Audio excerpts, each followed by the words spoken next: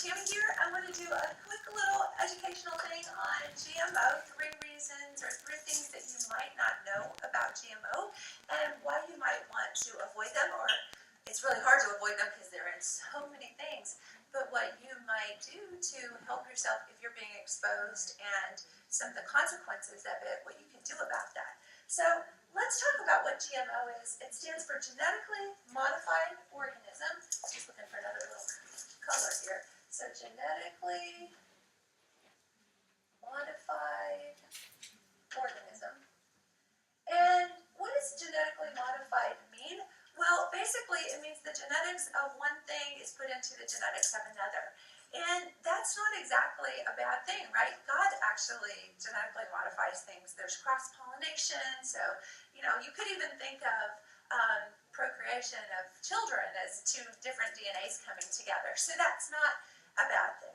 But the problem is when they first started figuring out, the food scientists, that you could modify things, and a lot of it, unfortunately, is the bottom line or the dollar. It's all about money. It's a multi-billion-dollar industry. Originally, what they wanted to do was genetically modify to make things more nutritious or to put more vitamins in, because we have pretty vitamin depleted stuff. So I think the thought was good in the beginning, or maybe you could cross-pollinate certain plants and get more nutritional value out of that, or that you could even save money and that you could feed more people that way throughout the world. So I think it was like a good thought and it was altruistic.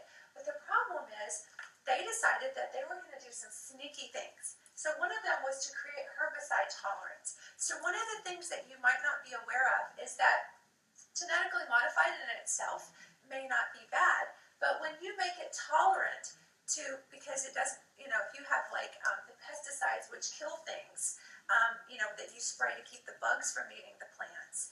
If you make the plant tolerant to that, then you can use more of that pesticide. So one of the problems is a pesticide called Roundup. And the chemical ingredient in that is glyphosate. So the problem is when you make these herbicide tolerant, you can use more of the glyphosate and the plant itself won't die. So we get exposed to a ton of this glyphosate, and you can go on the internet. In fact, I can put some links on there if you want to see. There's a ton of research to show that the increase in autism and cancer and diabetes and so many brain cancer, you name it, has increased since the use of these glyphosates and things like Roundup. So it's not particularly the GMO, although there's one other thing about GMO you might not know about.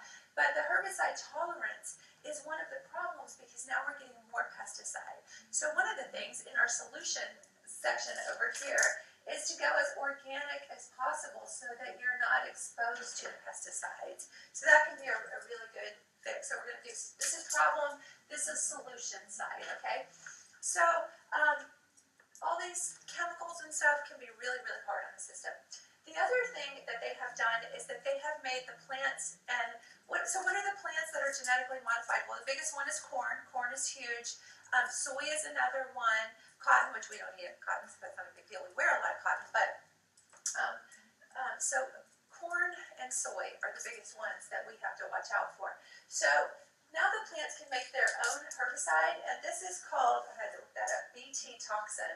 So every plant, because it's in the DNA, every plant in these corn plants or these soy plants actually make this herbicide. And so they're actually producing their own bug killers on them, basically. But the way these toxins work is they disrupt the gut's intestine. They poke holes in the gut's intestines. That's how they kill the bugs. So they have actually shown, and there was a study done in 2012, that it can do that to humans too. So these toxins can actually poke holes in our gut. We call that intestinal permeability, which can impair our digestion. And leaky gut, I do a whole video on leaky gut, so you'll want to look up leaky gut, and there's so much to that. But basically, when the intestinal permeability is gone, now instead of just the nutrients falling through, which the flora, which is the next one, the bugs in there eat your food. That's going to gross and poop out your vitamins and your minerals and your nutrients. So if you don't have the bugs to do that first phase digestion, then what happens is if you have this permeability, you have whole chunks of food literally falling through the intestinal tract, hitting the bloodstream, and triggering an immune or allergy response, which is one of the other things that happen. So now we have all these different allergy responses, and they're not just immediate reactions like a peanut allergy, that's an IgE reaction, but now we're looking at IgG reactions, which are delayed reactions that happen in the gut and happen in the bloodstream, which cause autoimmune problems, which cause all sorts of disease, chronic fatigue, brain fog, all sorts of problems. So this Bt toxin that's designed to poke, that's in the DNA of the plant, is designed to poke holes in the bugs, but it actually ends up poking holes in you. So this is bad news. And also, one of the problems is that it can decrease the digestive enzymes. This Bt toxin actually has a protein in it that inhibits one of the things that break down proteins, which is a trypsinogen protein. And so you can't break down protein, so when you eat other things like beans or you eat meat and you're trying to get the proteins out of there, you can't. And so you get these digestive problems, so you get gas and bloating and all sorts of craziness. So what can you do about this? Well, avoid corn and soy as much as possible, because those are the two big things that cause so much autoimmune and so much inflammation and allergies. I'm not even going to go there with gluten, but one of the problems of when you have this intestinal permeability, this leaky gut, then gluten can hit the bloodstream and trigger other immune responses. So I'm not even talking about gluten here. Gluten is really not one of our genetically modified crops, although I would say that they do probably do that a little bit because they use glyphosate on the wheat crops. So there's a little tie-in here with the different things with these glyphosates and Roundup and different pesticides. So a couple things you can do. We'll go organic as much as you possibly can. Avoid corn and soy, especially if you're sick. If you have allergies or you have autoimmune, if you hurt, if you're achy, definitely give up corn and soy. Do some things to repair the leaky gut, which I love. We have a detox kit. I think it's available on our website at betterlivingrx.com/supplements. But we have, they're like different amino acids like glutamine. Glutamine is wonderful for healing leaky gut. And I have a ton of information, and I think if I haven't already done it, I'll do a whole video on healing leaky gut. So detox repair kit, very important. The other thing you can do is you can take methylfolate. I do a whole video on that. But methylfolate is a B vitamin, and this methyl group serves, it's a carbon-hydrogen-oxygen group that acts as trash bags that actually pull some of these glyphosates and these chemicals out of your system. So if you're toxic, inflamed, and all obesity is basically inflammation. So especially if you're overweight, this has a huge impact, right? So a lot of people are. And then take digestive enzymes, especially if you have gas and bloating.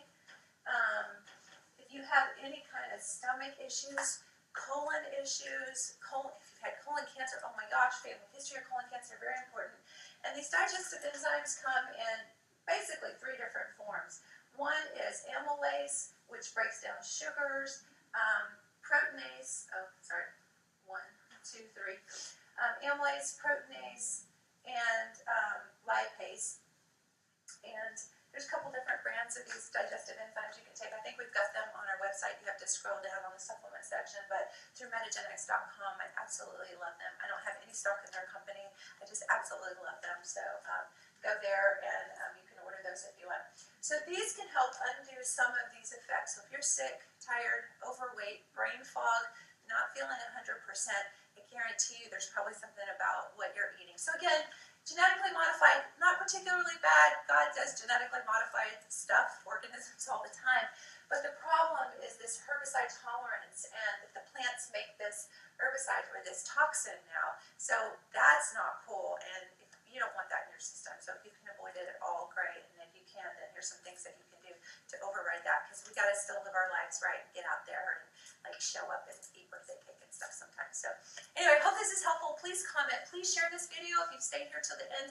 I love you guys so much, and you've been so supportive. I've had so much fun doing these videos, and I got so much more coming for you. So if you want me to comment or do videos on other things, please comment and share. The more you share, the more I know that this is good and helpful, and keep it coming. Love y'all. See you soon. Bye-bye.